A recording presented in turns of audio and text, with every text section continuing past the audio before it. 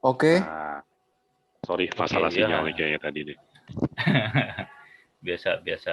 Tadi sampai apa ya? Sampai Melisa ya? Melisa kalau tahun Ya, itu ya. Jadi 1990 harga baksonya 1.500 perak, hari ini udah paling nggak 15.000. Itu udah berapa ribu persen gitu kan ya. kenaikannya. Karena itu sebenarnya yang namanya inflasi itu seperti itu. Jadi kita nggak sadar bahwa daya beli uang kita itu makin lama makin kecil gitu ya. Jadi walaupun nilainya bertambah, tapi ternyata daya belinya menurun. Nah, kenapa kita invest? Karena kalau investasi ada potensi bahwa pertumbuhan nilainya bisa ataupun nominalnya itu bisa akan mengalahkan yang namanya si inflasi ini tadi. Makanya kita carilah instrumen-instrumen, kita carilah investasi-investasi yang memang pertumbuhan nilainya itu bisa mengalahkan inflasi ini tadi. Tapi sekali lagi tergantung dari kondisi, tergantung dari profil risiko dari orang-orang ini tadi. Jadi sebenarnya tujuannya kita investasi itu kok, bro. Jadi biar uang kita nggak kegerus sama inflasi. Apalagi misalnya duitnya cuma diantepin doang di lemari gitu kan, di dalam berangkas. Nah itu lebih parah lagi itu, gitu. Nah, makanya cocok banget sama kita, Chris. Walaupun kita nilai usianya nambah, jangan sampai daya Kayak apa? beli daya belinya kita berkurang, gitu kan. Cakep, cakep. Nah, menarik banget. Hmm. Instrumennya tuh apa aja tadi? Nah, kalau instrumennya apa aja ya memang sebenarnya akan kembali lagi ataupun tergantung dari tiap orang ya gitu. Nah, gue suka bilang, sorry, gue suka bilang adalah tergantung dari kondisi kita gitu ya. Tergantung kita mesti kenali dulu nih. Kita sebenarnya seperti apa sih? Kayak tadi gue bilang di awal gitu kan. eh, Satu produk investasi belum tentu cocok untuk semua orang gitu ya. Suatu produk investasi belum tentu cocok untuk semua orang. Nah, kita mesti kenali dulu gitu kan. Kita mesti kenali dulu sebenarnya kita itu profilnya kayak gimana sih? Gue suka tanya pertama, sebenarnya lu tuh mau invest itu tujuannya buat apaan? Karena tujuannya untuk mungkin mau beli mobil gitu kan, tujuannya buat nikah atau nikahin anak ntar kalian gitu kan, terus kemudian mau buat rumah, mau atau bahkan mau buat pensiun, pasti pasti akan berbeda gitu ya. Berbeda apanya? Berbeda sarananya, alatnya. Jadi sebenarnya investasi ini ibarat kendaraan ya, ya kendaraan kita untuk mencapai tujuan itu tadi. Jadi pertama adalah kita mesti perhatikan, pertama adalah tujuannya dulu apaan gitu ya. Terus kemudian eh, lama waktunya. Lu duit lo ini bisa bisa diparkir berapa lama sih? Gitu. Duit lo ini bisa diparkir berapa lama? Apakah setahun? Apakah 1 sampai 3 tahun atau untuk jangka panjang, 3 bahkan sampai di atas 5 tahun gitu. Sekali lagi, beda jangka waktu akan membuat sarananya, membuat kendaraannya berbeda, investasinya berbeda. Terus Oh, kemudian kemudian kita juga mesti pahamin adalah udah pikirin pajaknya belum gitu ya. Udah nah itu pikirin biasa pajaknya ketinggalan tuh belum. bro. Nah, terus juga seberapa jauh, seberapa gampang investasi ini untuk dicairkan lagi. Kan namanya investasi itu kan sorry, kita mengubah uang cash kita yang kita terima dari hasil kerja kita, keras kita ke bentuk lain dulu gitu ya. Ya, Bentuknya apa nih? Mau bentuk yang real, mau bentuk yang paper asset. Ya udah, biar ketika dia dirubah bentuknya, harganya naik dulu, nilainya naik dulu, suatu ketika nanti kita rubah lagi menjadi bentuk cash lagi atau kita cairkan lagi. Ternyata nggak likuiditas ya sama berarti bro ya. semua. Iya, nggak sama semua. Ada yang memang bisa dengan cepat dicairkan, ada yang mungkin butuh waktu cukup lama untuk bisa dicairkan, gitu Oh ya. gitu. Dan yang terakhir, jangan lupa, justru ini yang paling penting. kenali profil risiko kita, profil kemampuan kita menerima risiko. Ya, jadi kan tiap orang itu punya profilnya masing-masing. Ada orang yang memang cenderung menghindari risiko, nggak mau ambil risiko gede-gede lah gitu ya. Itu disebut dengan namanya konservatif.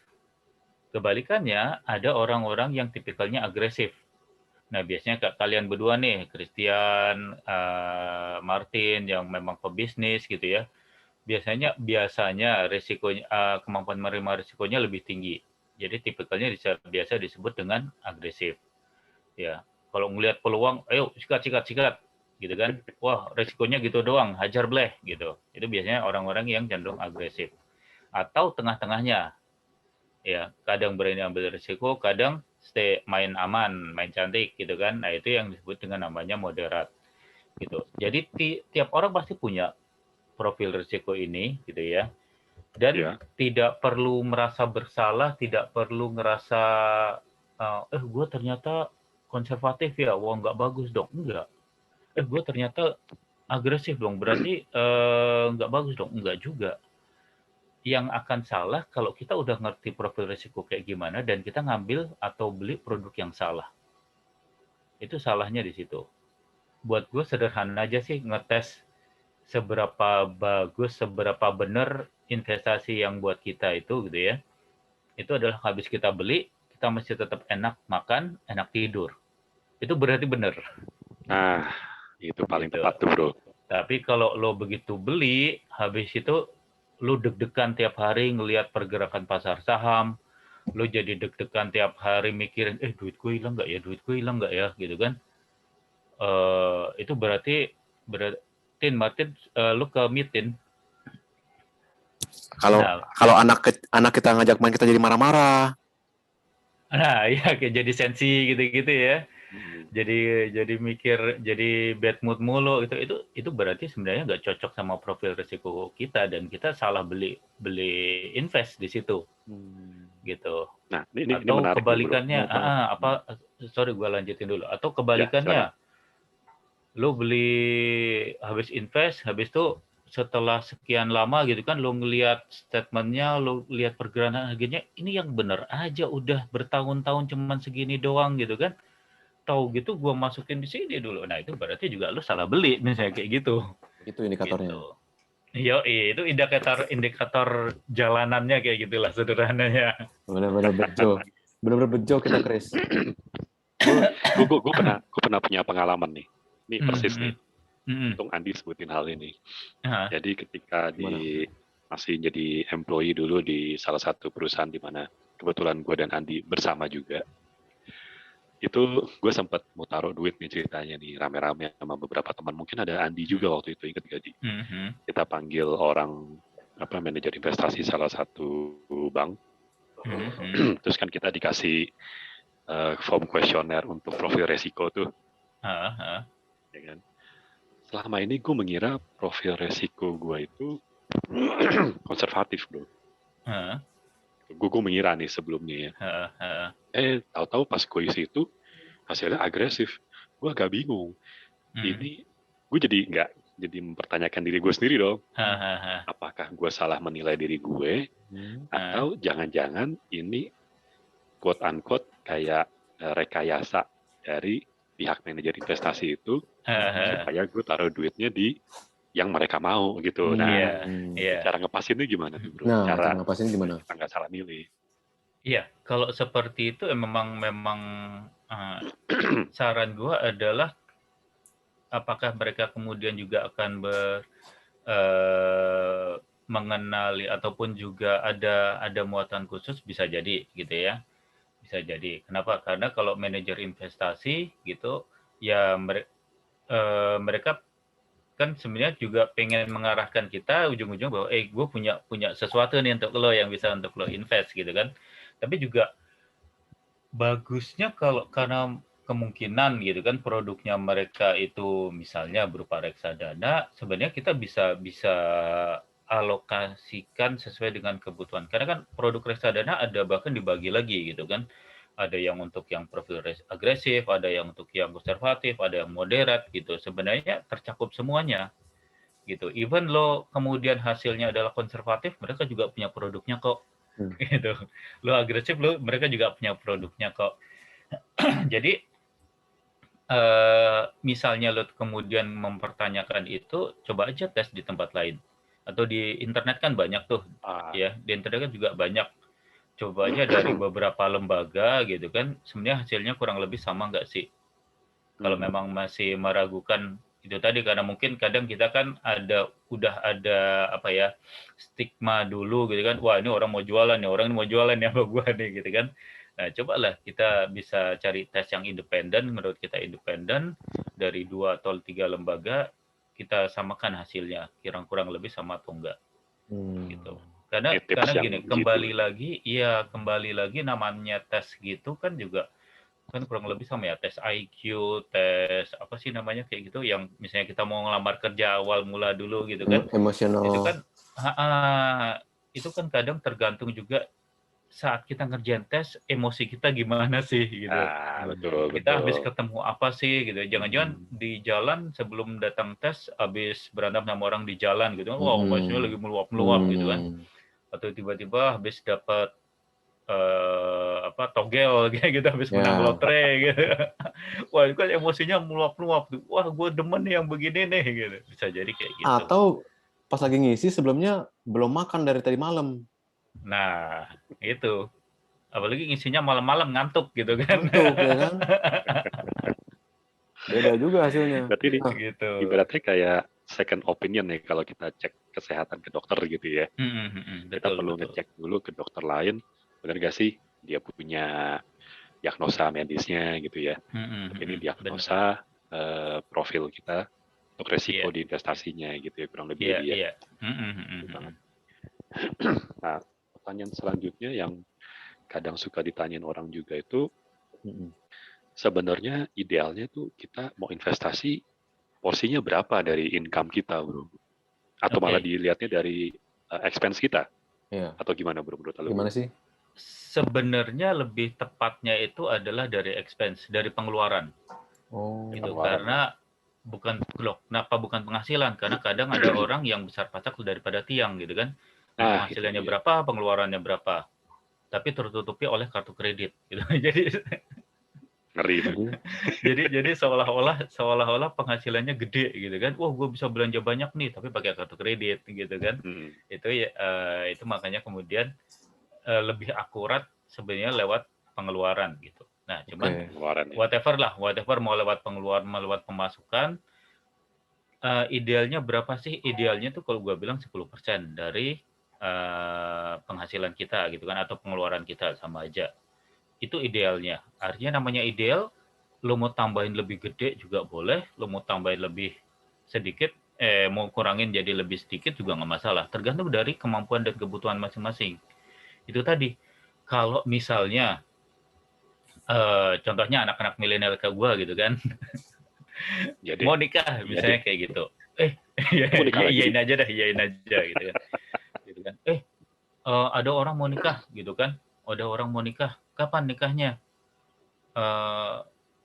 Tahun depan misalnya kayak gitu.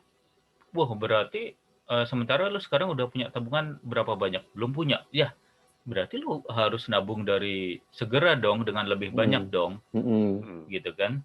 Kenapa? Ya, tinggal tahun depan, gila lo. Gitu kan. Tinggal tahun depan, ya berarti lo mesti menyisihkan lebih banyak untuk nabung. Untuk diinvestasikan misalnya gitu.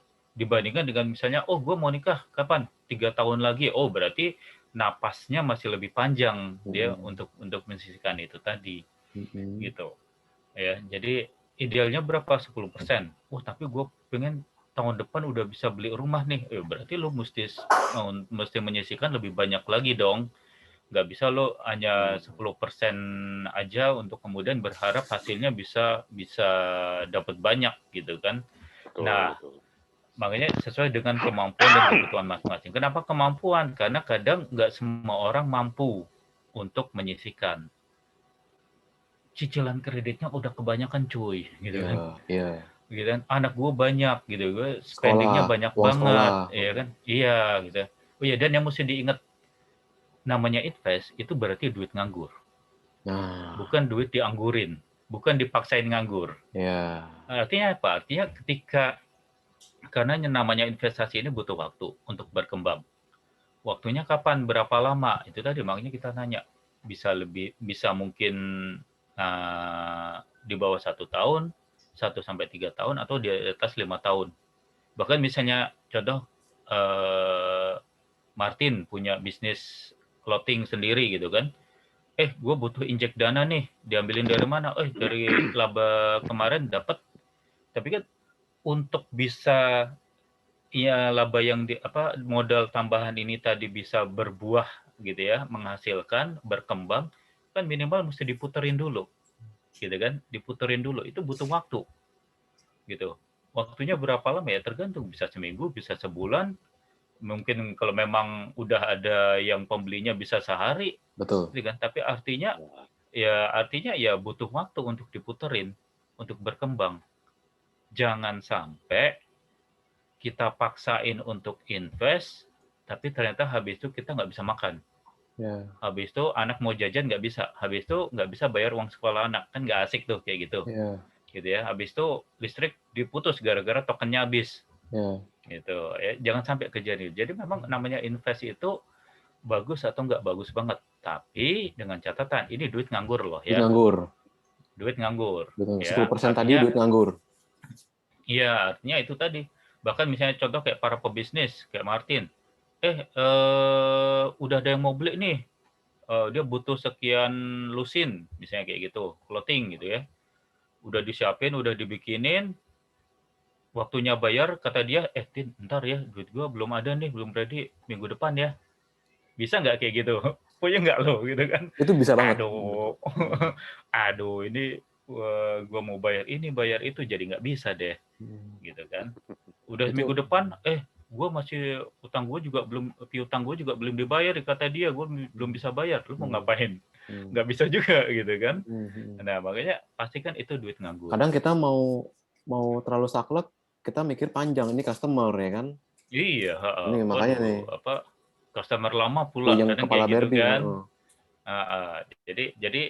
Jadi ya itu pastikan adalah ini duitnya duit nganggur dulu.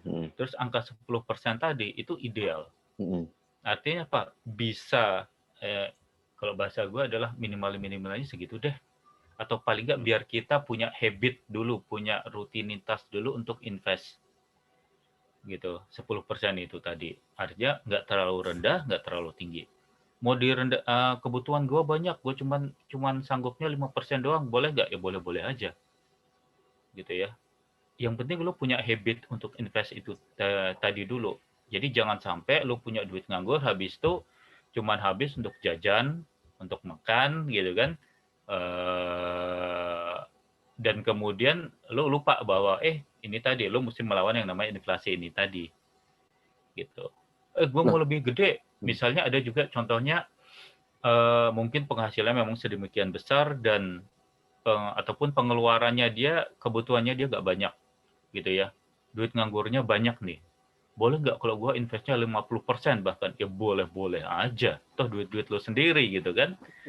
Gitu. Sekali lagi itu daripada habis nggak jelas gitu ya. Cuman buat senang-senang doang. Kenapa nggak lo persiapin? Jadi timingnya jadi lebih panjang. Gitu ya. Contohnya ada beberapa teman gue yang memang mereka single gitu ya. Mereka single dan kemudian wah kayaknya ya udah deh, gue terserah kalau ada yang mau syukur, nggak ya udah gitu kan. Kita nggak heran dong ya punya teman yang single, soalnya kan 2004 masuknya. Yoi, gitu kan. Nah itu ya udah, artinya duit nganggurnya dia jadi banyak gitu kan. Mau buat apaan ya? Terserah, kalau emang lo ngerasa kebutuhan lo udah tercukupin semuanya gitu kan. Kenapa nggak lo sekalian investasikan gitu kan untuk jangka panjang, siapin untuk dana pensiunnya, bahkan gue bilangin kayak gitu. Gitu. Jadi sekali lagi itu idealnya tergantung dari kondisi dan situasi masing-masing. Idealnya 10%. Ya, 10%. Paling dikit 10%. Yang penting ada habit untuk invest gitu. Dan sekali lagi betul. itu harus duit nganggur. Betul. Terus disisihkan bukan disisakan ya. Disisihkan. Iya. Bukan disisain. Karena kalau disisakan nggak ada sisanya. Biasanya gitu tuh. Iya. Atau pura-pura tidak bersisa gitu kan. Pura-pura tidak bersisa atau disisain nggak ada lagi gitu. Iya, benar. Nah, terus Gitu. pertanyaan berikutnya yang sering orang tanya tuh, jadi apa sih yang perlu diperhatiin pas kita mau berinvestasi? Ada tuh teman gue yang begitu tuh. Ya itu tadi bro. Jadi artinya pertama mesti diingat bahwa ini adalah memang duit nganggur gitu ya. Terus jumlahnya berapa tadi? Idealnya 10%. Terus perhatikan 5 hal tadi gitu ya. Masalah Real, likuiditas. tujuan lo apaan? Ya tujuannya kayak tadi ya. Tujuan dan jangka waktunya itu tadi. Lo mau nikah tahun depan atau lo mau nikah 3 tahun lagi itu pasti udah beda ceritanya. Gitu kan.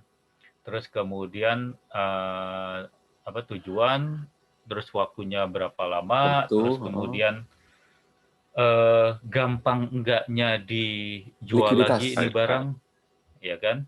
Karena gue juga pernah ketemu ada orang yang duitnya banyak bro, asli, ya, ya pensiunan salah satu BUMN inilah gitu ya, besar negara gitu kan.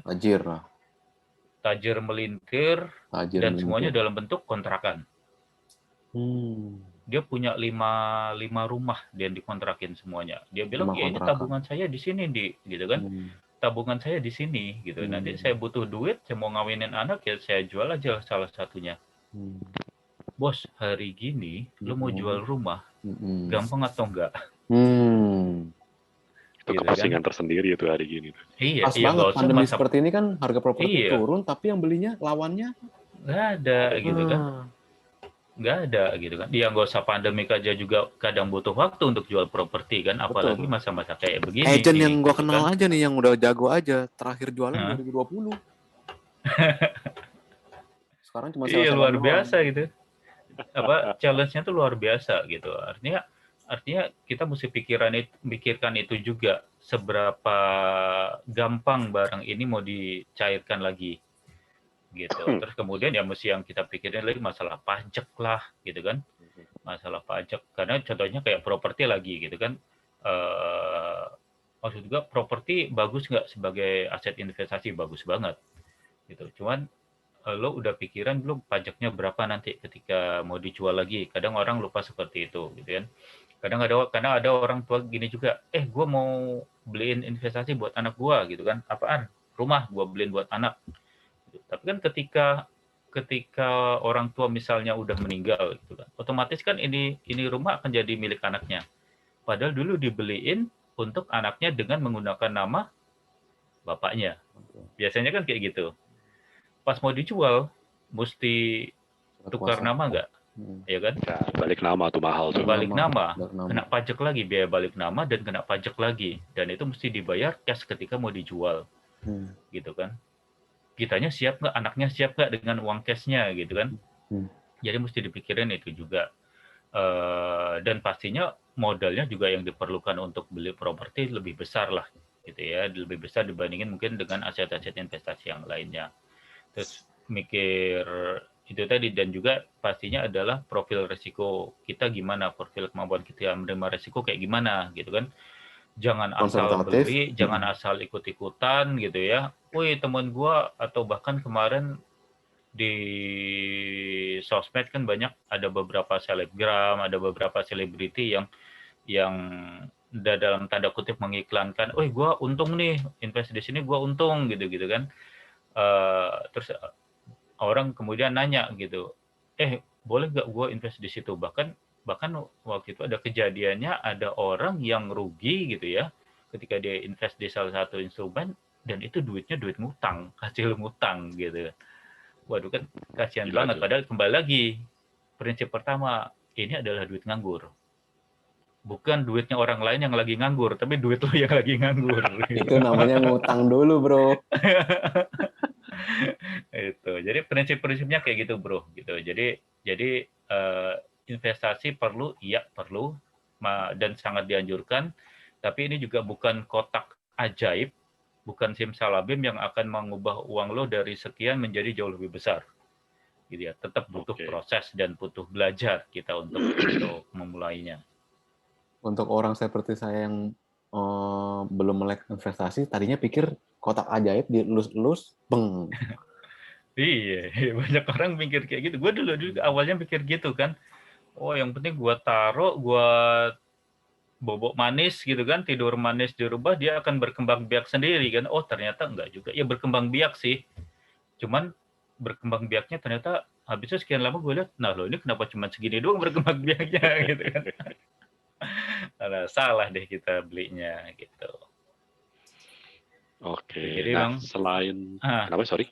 Ada mau nggak lanjutin? apa-apa, nggak apa. Yuk lanjut. Oh, selain yang penting ini duit nganggur, itu ada prinsip lain nggak bro? Karena gue sempat dengar nih kayak high risk high gain, low risk low gain. Terus apakah ada hal lain, prinsip dulu deh mengenai investasi ini? Ya, prinsip yang mesti kita pahamin bro di investasi. Tadi kayak lo bilang high risk high gain atau high risk high return, atau kebalikannya low risk low return. Kalau lo mau pengen dapat hasil yang gede, itu otomatis risikonya juga akan makin gede. Ya. Adil ya. Dan kalau lo nggak siap terima risiko yang gede, ya lo mesti ikhlas, mesti nerima kalau hasilnya segitu-segitu doang. Risikonya apa sih? Risikonya sederhananya duit lo hilang, duit lo habis. Gitu ya. Jadi nggak ada tuh ceritanya, gua mau dong invest yang hasilnya gede, risikonya rendah gitu kan. Yang ada itu akan dibilang kayak acara TV zaman dulu tuh, ngimpi kali ye gitu kan. Nggak ada gitu. Jadi yang namanya risiko itu ya akan berbanding lurus gitu ya. Hasil investasinya itu return-nya itu akan berbanding lurus dengan risikonya. Makin tinggi hasilnya, potensi hasilnya makin tinggi juga risikonya. Potensi hasil itu maksudnya persentase. Persentase keuntungannya makin tinggi, risikonya juga makin tinggi. Kalau nggak mau risiko yang tinggi, ya berarti hasilnya persentasenya juga akan makin rendah juga. Jadi pertama yang mesti diingat kayak gitu. Jadi ini juga kaitannya seandainya misalnya nanti kita ditawarin suatu produk investasi gitu kan, apapun itu bentuknya. Nah, kita bisa menganalisa misalnya sampai si salesnya atau orang ini bilang, Pak, Bapak invest aja di sini, ini hasilnya gede, risikonya kecil banget kok, nggak ada risikonya, aman kok, gitu kan. Nasabah-nasabah kita sama aman aja sama ini, gitu kan, risikonya nggak ada kok. Nah, misalnya sampai ada kata-kata seperti itu, gue saranin, udah deh, gak usah ikut. Kenapa? Ada kemungkinan pertama, ini orang sebenarnya nggak terlalu ngerti konsep investasi, atau dia nggak terlalu ngerti produknya dia sendiri, atau dia overpromise. Ya, ciri-ciri sales banget ya. Iya. Betul. Karena namanya resiko itu, bro, sekecil Kan apapun itu harus tetap ada. harus ngomongin di depan ya. Iya, namanya resiko sekecil apapun itu tetap ada. Gitu. Risikonya adalah antara uang kita yang habis atau waktu kita yang habis, kan gitu. Maksudnya apa? Gue mau risikonya kecil. Gue taruh duitnya di tabungan aja deh semuanya, gitu kan. Giliran udah waktunya pensiun, yang ada duitnya nggak nambah, waktu kita udah habis. Gitu. Padahal kan kita menolak Tuhan nih, gitu kan. Waktu kita udah tua, udah habis. Udah waktunya pensiun, duit gue nggak nambah-nambah ya, segini doang, gitu kan. Gitu. Atau misalnya bahkan beberapa tahun yang lalu, gitu kan, ada orang yang bilang, beli aja obligasi yang dijamin negara, gitu kan. Nah, beberapa tahun yang lalu kita ngelihat ada beberapa negara yang anaknya Timo. 10 menit lagi kita 10 menit lagi kita habis nih. Siap ya. Dan kita sudah memang udah hampir sejam kalau 10 menit. Oh, oke. Jadi memang negara pun ada kemungkinan gagal. Contohnya beberapa tahun yang lalu beberapa negara kan gagal tuh untuk membayar obligasinya, gitu kan. Ya, betul. Jadi kita mesti perhatikan hal seperti itu. Kedua yang mesti perhatikan lagi adalah don't put your eggs on the same table and on the same basket. Jadi namanya investasi itu yang mesti dipecah-pecah. Don't put your egg in the same basket. Basket, iya. Jadi jangan taruh telur lu di satu wadah yang sama deh, gitu ya. Karena apa? Begitu wadahnya kesenggol, jatuh, pecah semua. Pecah semua. Betul. Iya. Itu mama mertua gue pernah ngomong kayak gitu tuh. Almarhum Gitu. mertua gue. Iya, yang kayak tadi contohnya. Dulu di perusahaan yang sama dengan kalian waktu kalian bertemu. Dia di situ juga. Oh, oke. Oke, cakep. Nah, kenapa ya contohnya tadi kayak orang yang pernah gua temuin, duitnya banyak gitu ya, tapi semuanya masuk di properti. Bertumbuh nggak duitnya? Bertumbuh, nilainya bertumbuh. Tapi giliran butuh dicairkan, jadiin duit lagi, repot. Gitu kan. Iya kalau dicairkannya butuhnya misalnya untuk anak nikah gitu. Kan kita udah punya gambaran kan, anak gua akan nikah 6 bulan lagi. Dari sekarang deh gua siap-siapin untuk jual. Artinya jangka waktunya masih panjang. Nah, kalau misalnya contohnya, tiba-tiba mertua kena serangan jantung, mesti pasang ring jantung. Nah, duit dari mana lo? Harus gitu seperti itu ya kan? Bisa ya, mau nggak mau kita pecah-pecah. Prosentasenya berapa tergantung, itu udah balik lagi profil risiko seperti apa, mau buat berapa lama. Kalau emang masih muda-muda kayak kita gitu kan, mau di pasar saham banyakin, bolehlah gitu kan. Walaupun ternyata nanti ada suatu risiko, kita udah siap mengantisipasinya, udah kayak gitu. Mau di pasar saham, mau di properti, mau di obligasi, mau dibeliin logam mulia, yang penting pecah-pecah aja. Gitu. Prosentasenya tergantung dari profil risiko kita masing-masing dan tujuan kita masing-masing. Oke, prosentasinya sesuai dari keadaan kita masing-masing, profil kita masing-masing. Ini hari ini tailor made banget nih. Tailor made. Kalau anak sesuai ukuran, anak mobil di custom gitu ya. Custom, sesuai ukuran, sesuai enaknya gimana geraknya, kebutuhannya, geraknya enaknya gimana. Jangan sampai salah bikin, jadi nggak bisa gerak, ya kan? Atau kebalikannya, malah jadi terlalu kelonggaran. Jadi yang enak tuh yang pas-pas aja. Ini adalah 1 jam terbaik dalam tahun ini. Mantap ya. Yang paling nyantol adalah kenali investasi itu ada beberapa tadi ya, ada beberapa dari ada secara real, secara likuiditas, secara waktu, ada tapi yang paling nyantol adalah kenali profil kemampuan menerima risiko kita. Kalau kita konservatif, bisa apakah kita agresif, bisa juga, atau di tengah-tengah moderat. Dan jangan merasa kalau saya konservatif terus ya saya itu kurang agresif. Yang salah adalah, kalau kata Bro Andi tadi adalah salah mengambil investasi tidak sesuai dengan profil kita. Betul. Dan ingat, dan namanya profil risiko itu bisa berubah-berubah loh. Bisa berubah-ubah. Ya, artinya mungkin hari ini kita konservatif, tapi tiba-tiba 2-3 bulan kemudian kita jadi agresif. Bisa. Atau kebalikannya, yang awalnya agresif tiba-tiba jadi konservatif. Bisa juga. Contohnya gimana? Misalnya pebisnis nih gitu kan. Modus selama ini bisnisnya cakep banget, running well gitu kan. Labanya gede, tiba-tiba habis kena ditipu gede, rugi gede. Langsung mundur teratur nggak tuh? Down. Bentar. Ini modal gue udah kemarin keserap di sana nih. Gue sampai harus jual rumah nih. Gitu kan. Gue nggak bisa lagi expand gede-gedean nih. Gue mesti stay dulu nih. Kan jadi gitu. Itu salah satu contohnya. Yang dari agresif tiba-tiba bleret gitu kan. Kalau orang Jawa bilang gitu, ngeblirit gitu. Ngeblirit nih, tiba-tiba mundur teratur nih. Ya. Atau yang agresif, atau yang konservatif. Terus tiba-tiba lingkungannya dia, tempat kerjanya jadi banyak orang ngomongin saham, jadi banyak orang ngomongin tentang bisnis gitu kan. Otomatis kan lama-lama dia terpengaruh gitu kan. Gitu ya. Terus dia pernah nyicipin mungkin. Nah, iya. Ikutin beli saham gitu kan. Gue cuan ya gitu kan. Wah, bagus ini berarti. Cakep nih. Lawannya blurred apa, Bro? Lawannya blurred? Apa ya? Ngetrong gitu kan. Ngejos gitu loh. Jos gitu. Iya. Betul. Gitu. Itu contohnya. Asal jangan sampai kalap atau kilap. Jangan sampai kalap dan kilap dan beli produk yang salah gitu. Iya, betul. Dan karena jangan banyak banget di produk ikut-ikutan. gorengan nih. Jangan ikut-ikutan. Jangan Martin, sorry, ikut-ikutan. kita punya berapa? 4 menit. Oke, mungkin pertanyaan terakhir kali ya. Terakhir. Ini yang lumayan banyak ditanyain ke gue juga nih, bro. Apa sih itu, bro?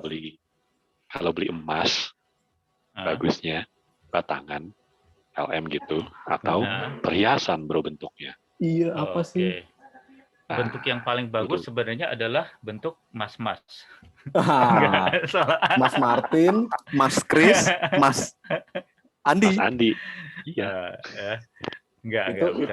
Karena mas-mas bisa beliin emas gitu ya. Jadi yang paling bagus itu dalam bentuk batangan. Kenapa? Karena kalau perhiasan itu nanti walaupun tadi prosentase kenaikannya mungkin sama gitu, tapi harga jualnya lagi bisa jadi akan diturunin oleh penjualnya, oleh pembelinya gitu kan, tempat kita menjual. Kenapa? Karena kalau perhiasan tuh ada yang namanya biaya cetak, biaya apa sih? Ya, biaya bikin. Biaya bikin ya, biaya pembuatannya itu tadi. Jadi harus dilebur dulu. Dilebur dulu sama mereka, kemudian dicetak model yang baru, gitu ya. Nah, sementara kalau yang bentuk batangan, ya udah bentuknya gitu-gitu doang, Jadi harga jualnya kembali akan lebih tinggi dibandingin yang perhiasan. Kalau yang biasanya milih yang perhiasan itu biasanya keganjenan, pengen nampang. Gini kan? Gitu ya. Tapi itu masih lebih bagus daripada ya ini yang gue lihat ya fenomenanya kan banyak mungkin di emak-emak yang di daerah gitu kan, yang mungkin di daerah itu mereka terbiasa pakai perhiasan gitu. Ini masih lebih bagus dibandingin duit tuh habis hanya untuk makan doang, atau membeli barang-barang lainnya yang nilainya nggak bertambah gitu. Ya udah mending beli perhiasan aja, nggak masalah. Masih lebih baik ya. Masih lebih baik mending daripada habis cuman buat makan, traktir makan supaya bisa selfie eksis gitu. Itu masih lebih baik. Iya, benar. Perhiasan. Ini ada fenomena yang menarik nih belakangan. Mungkin ini bukan pertanyaan sih ya, bro ya. 1 menit ya. 1 menit ya. Gue sempat baca juga. Ada satu desa di salah satu kota di pulau ini yang kan dapat pembebasan lahan ya. Oh iya. Ya kan, yang tiba-tiba satu desa itu beli mobil ada berapa puluh atau berapa ratus itu. Berapa ratus ya. Kemudian sempat 2 minggu lalu tuh ada wartawan datang ke sana mewawancari salah satu warganya. Katanya dari dapat pembebasan lahan sekian miliar, sisanya sekarang 50 juta, bro. Gue agak terhenyak tuh di situ tuh. Jadi itu kayaknya jadi bahan pembicaraan berikutnya asik tuh. Iya, bisa jadi pembicaraan berikutnya. Gitu ya. Nantikan kita di pembicaraan berikutnya ya. Iya, berpacu dalam usia. Thank you, Bro Andi. Thank you banget waktunya. Thank you Martin, thank you Chris. Waktunya sangat banyak ilmu saya yang belajar banget itu. Saya catat semuanya. Ya kan? Belajar banyak. Semoga bisa jangan bosan, jangan kapok ya Bro Andi. Jangan bosan, siap. Ini pasti nih. Pasti pendengar kita juga banyak belajar juga nih. Terima kasih banyak. Kami belajar banyak, semoga yang mendengarkan juga belajar banyak. Mantap. Dan selamat menunaikan sholat Jumat, Bro Andi. Ya. Oke, siap. Thank you. Ya. Sehat Martin, selalu, semuanya juga aman. Waktunya. Thank you, Chris. Thank you. Pokoknya kita ikutin protokol kesehatan ya, guys. Stay healthy ya. Ya.